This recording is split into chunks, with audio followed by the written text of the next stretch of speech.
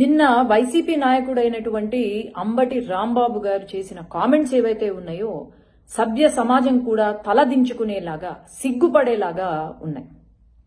YCP నాయకులు కార్యకర్తలు ఎవ్వరైనా సరే సిగ్గుపడాలి ఆయన చేసిన కామెంట్స్. ఎందుకంటే రాజకీయాలు అంటే రాజకీయ నాయకులు అన్నా కూడా ఒక గౌరవము మర్యాద ఉంటుంది ప్రజల్లో. కానీ వీళ్ళు చేసే వికృత చేష్టాలకు మాటలకు అసలు రాజకీయ నాయకులంటేనే ఒక జోకర్లుగా లేదంటే రౌడీ వెధవలుగా గుర్తింపబడుతున్నారు.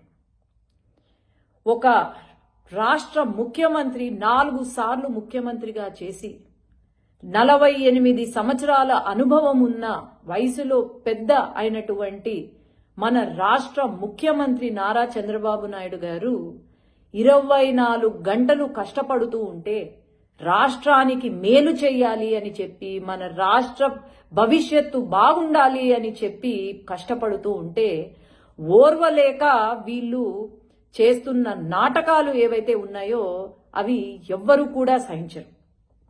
ఏంటండి ఆ మాటలు? నోరుంది కదా అని అంబటి గారు ఆంబోతులాగా అరుస్తూ ఉంటే ఇక్కడ ఎవ్వరూ ఊరుకోరు. ఈరోజు ముఖ్యమంత్రి గారికి నేను క్షమాపణ చెప్పాలనుకుంటున్నా. ఎందుకంటే మాకు ఆయన ఆర్డర్స్ ఇచ్చారు. ఏంటి అంటే రాజకీయం అంటే ప్రొడక్టివ్ గా ఉండాలా, డిస్ట్రక్టివ్ గా ఉండకూడదు అని చెప్పి మీరు చేసే పని ఏదైతే ఉందో దానికి మీరు మంచి చెయ్యాలి, ప్రజలకు మీ నియోజకవర్గ ప్రజలకు మీ రాష్ట్ర ప్రజలకు మంచి చెయ్యాలి, ఎక్కడా కూడా నోరు పారేసుకోవద్దండి అని మాకు ఆర్డర్స్ ఇచ్చారు.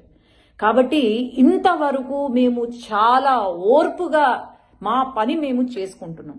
కానీ ఈరోజు ముఖ్యమంత్రి గారికి క్షమాపణలు ఎందుకు అంటే మీ గురించి మాట్లాడితే మాత్రము మేము ఊరుకునేది లేదు సార్.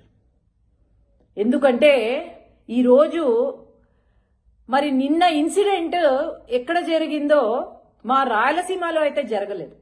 అదే గనుక రాయలసీమలో జరిగే ఉండుంటే కనుక కనీసం మీ కారు కూడా ముందుకు పోయేది కాదు అని నేను తెలియజేస్తున్నాను. కారుతో పాటు మా వాళ్ళు పాతి పెట్టేవాళ్ళు అని కూడా నేను తెలియజేసుకుంటున్నాను. ఏంటండి ఆ మాటలు? ఆంబోతులాగా ఊరి మీద పడ్డం కాదు. ఒక లాయర్ మీరు లా గురించి మాట్లాడండి, పాలసీ గురించి మాట్లాడండి.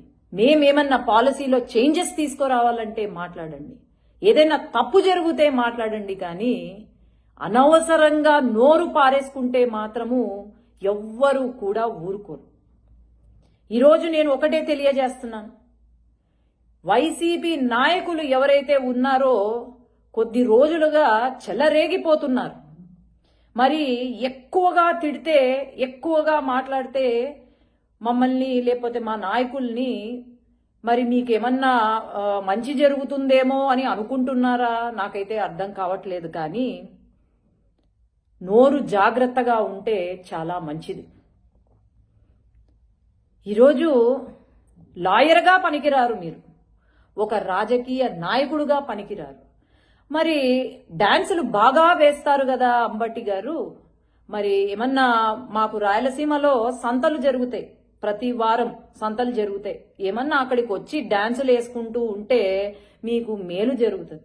లేదంటే మీకు సినిమా పాటలు అంటే చాలా ఇష్టం కదండి.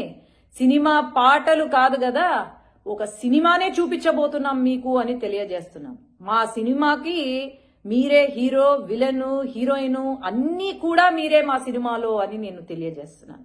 ఒళ్ళు దగ్గర పెట్టుకొని మాట్లాడండి ఎవరైనా సరే. ఇది కేవలం అంబటి గారికి ఒక్కటే కాదు, వార్నింగ్ అనుకోండి, లేకపోతే ఏమన్నా అనుకోండి.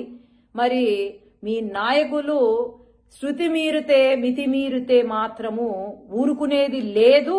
ఈరోజు రెడ్ బుక్ లోకేష్ అన్న దగ్గర ఉండడం కాదు గాని ప్రతి ఒక్క తెలుగుదేశం కార్యకర్త చేతిలో రెడ్ బుక్ ఉండబోతుంది. ఖచ్చితంగా మేము ఏంటో మేము నిరూపిస్తాం. ఎందుకంటే మా పేషెన్స్ ని టెస్ట్ చేస్తున్నారు ఈరోజు అని నేను తెలియజేస్తున్నాను. ఒళ్ళు దగ్గర పెట్టుకోండి అని నేను తెలియజేస్తున్నాను.